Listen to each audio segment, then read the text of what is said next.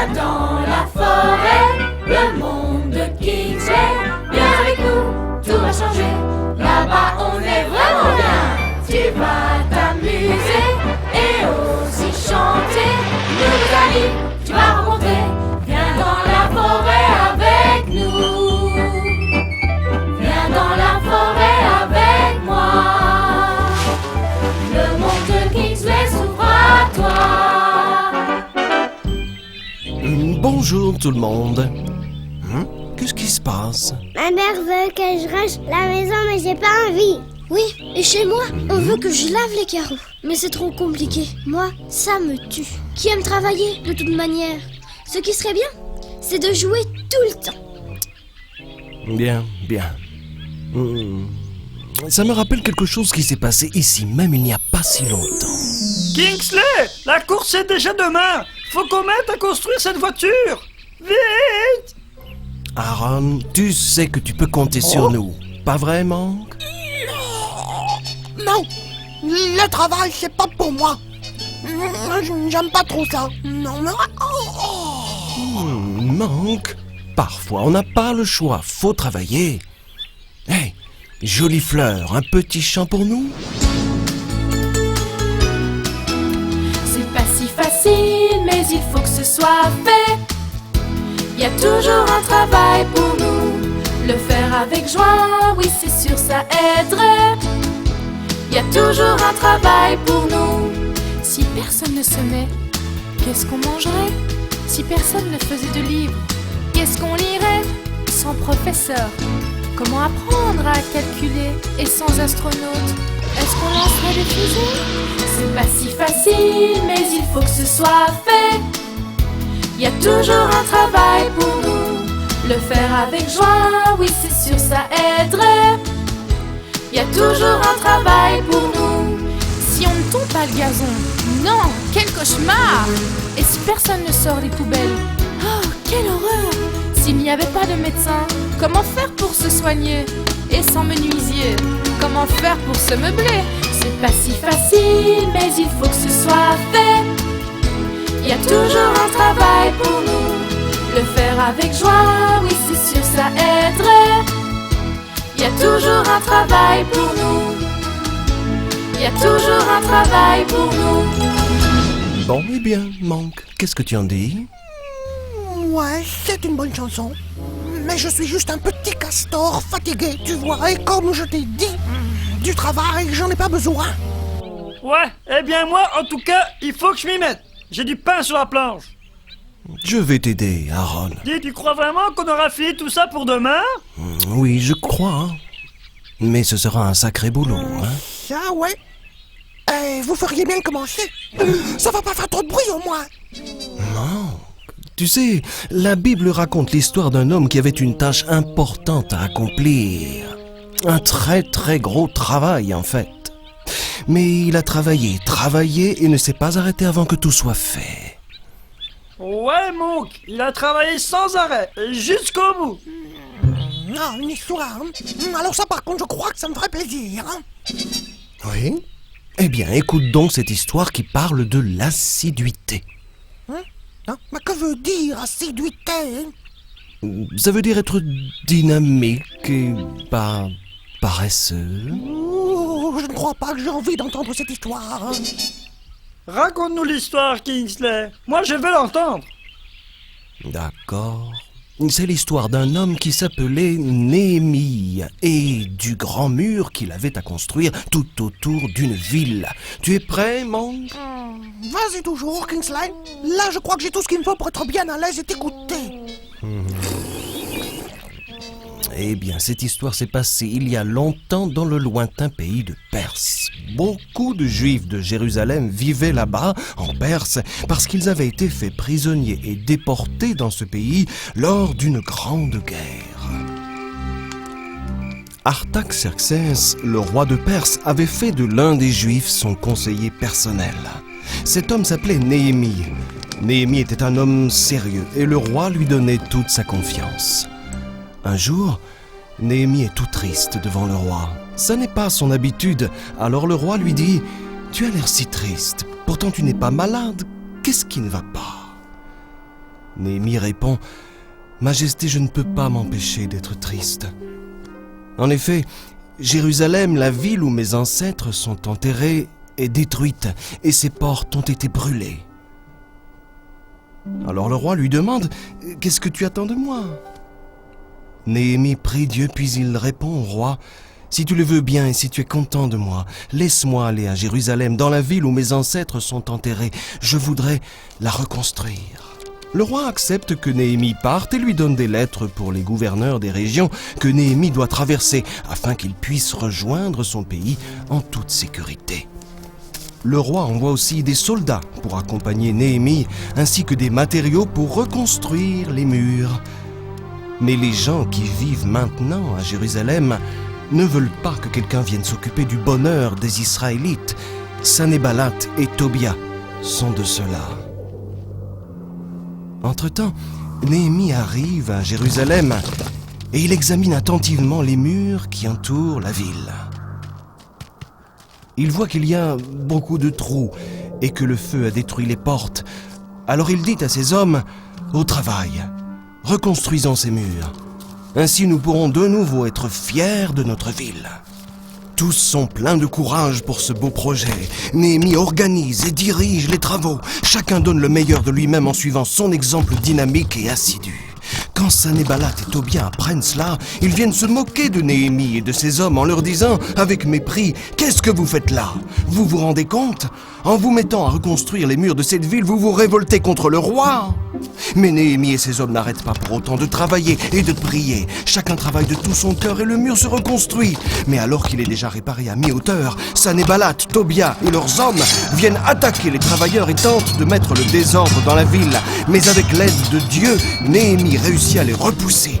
Puis il place des gardiens tout autour du mur. Ainsi la moitié de ses hommes travaillent pendant que l'autre moitié monte la garde. Quand le mur de la ville est reconstruit et les battants de porte posés, Néhémie et ses hommes peuvent enfin louer et remercier Dieu, car tous sont sains et saufs. Dieu a choisi Néhémie pour cette tâche importante, car il savait que Néhémie obéirait et travaillerait jusqu'à ce que tout soit fini. Alors tu vois, si Néhémie n'avait pas été travailleur et assidu, ce mur n'aurait jamais été reconstruit. Nous aussi, on a bien travaillé. Ah oui, Kingsley? C'est vrai, Aaron. On dirait même que c'est bientôt fini. Oh oui, elle est top. Ça va déménager, ça. Tu vois, t'avais même pas besoin de moi. Hank, je crois en fait que tu ne comprends toujours rien à ce que veut dire être assidu. Peut-être qu'une autre chanson t'aiderait. Qui sait? Je pourrais penser, je suis qu'un chauffeur de car, mais je travaille dur, je suis un gars assidu. Je me lève chaque matin à 5h15, je réchauffe le car, je le prépare. Je suis un gars assidu. Je nettoie les sièges et les carreaux, je prends soin de mon car, j'aime qu'il soit beau. Je suis un gars assidu. Quand je travaille dur, y a jamais de temps qui est perdu, je fais de mon mieux, c'est ça qui me réjouit. Je me dis, t'arrêtes pas, tant que tout n'est pas fini, non, t'arrêtes pas. Toi, t'es un gars assidu. Je prends les enfants, je les conduis à l'école, puis je les reprends, sans qu'ils aient attendu. Je suis un gars assidu. Ouais, je fais le trajet 2 fois par jour et chaque semaine 5 fois. Yep, et pourra. Je suis un gars assidu. Quand je travaille dur, y a jamais de temps qui est perdu, je fais de mon mieux, c'est ça qui me réjouit. Je me dis, t'arrêtes pas, tant que tout n'est pas fini, non, t'arrêtes pas. Toi t'es un gars assidu. Quand je travaille dur, j'ai jamais de temps qui est perdu, je fais de mon mieux, c'est ça qui me réjouit. Je me dis, t'arrêtes pas, tant que tout n'est pas fini, non, t'arrêtes pas. Toi t'es un gars assidu. Je suis un gars assidu. Yep, et pourra. Oui, quelle voiture et quelle course! Ouais. Messieurs, vos applaudissements pour notre grand vainqueur, Aaron! Merci, merci. merci. Et je voudrais remercier mon ami Kingsley. C'est lui qui m'a aidé à construire cette voiture. Eh bien, nous avons une surprise pour toi. En plus de cette belle coupe, voici des tickets pour toi et pour ton ami Kingsley. Vous allez à Chipland, au parc d'aventure, pour 3 journées inoubliables. Est-ce que quelqu'un d'autre t'a aidé? Nous avons encore un ticket. Non, il n'y a personne d'autre. Juste Kingsley et moi. Eh bien, félicitations. Faites bien de votre voyage, vous l'avez bien mérité. Qu'est-ce qui est arrivé à Monk? Monk s'est senti très triste, en fait. Mais il a compris quelque chose ce jour-là. Quelque chose de très important. Qu'est-ce que vous en dites, les enfants? Moi aussi, j'ai compris. Il faut que je rentre aider ma maman. Vous avez tout compris, bien. Soyez assidus, jamais fainéants et persévérants. Hey, salut Kingsley. Salut, Monk. Où étais-tu? J'ai aidé ma maman à nettoyer la maison. Tu sais comme c'est important un coup de main. Ça, c'est gentil, Monk. Voyez, cette fois, Monk a vraiment changé. Ouais. Salut tout le monde. À la prochaine fois.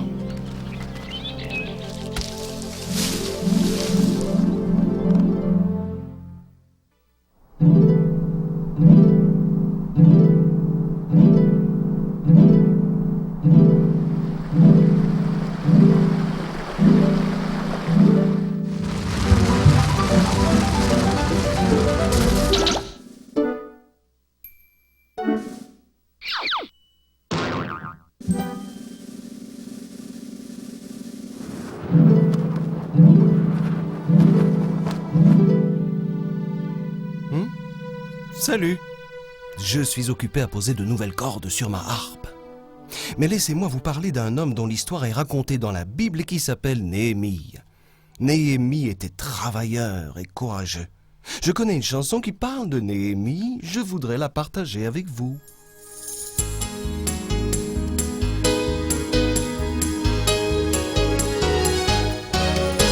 Le mur de Jérusalem était tombé, même les portes lui tout avait brûlé. Les Juifs qui avaient échappé à la captivité se sentaient tristes et désemparés. Un homme appelé Néhémie, vivant loin de là, prit les nouvelles avec effroi. Il sentit Dieu l'appeler à rebâtir le mur, il implora son aide et pria. Le roi l'autorisa à quitter le pays pour aider sa famille et ses amis. Il travailla nuit et jour sans se fatiguer, suivant ce que Dieu lui demandait.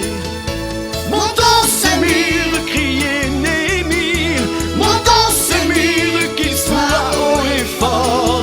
Ayons foi en ce que Dieu dit, défendons nos maisons et nos familles. Il se sentait menacé et condamné, mais sans jamais vouloir abandonner, car ils avaient Néhémie pour les guider, remonter ce mur sans se décourager. Montons ce mur, criait Néhémie, montons ce mur, qu'il soit haut et fort. Ayons foi en ce que Dieu dit, défendons nos maisons et nos familles. La joie fut grande dans tout le pays lorsque le nouveau mur fut fini. Gardant confiance en Dieu, sans détour, ils remontèrent le mur en 52 jours. Montons ce mur, criait Néhémie, montons ce mur, qu'il soit haut et fort. Ayons foi en ce que Dieu dit, défendons nos maisons et nos familles. Montons ce mur, montons ce mur, montons ce mur.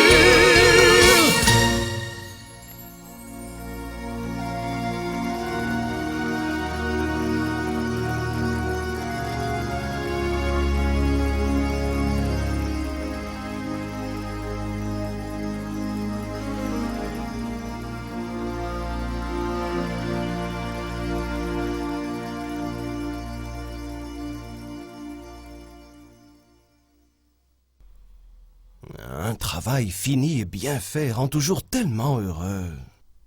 C'est exactement ce que je ressens maintenant que j'ai de nouvelles cordes sur ma harpe. Bon, si vous voulez en savoir un petit peu plus sur Néhémie, vous pourrez lire son histoire dans le plus beau de tous les livres, la Bible. Elle se trouve dans l'Ancien Testament, dans le livre qui porte son nom.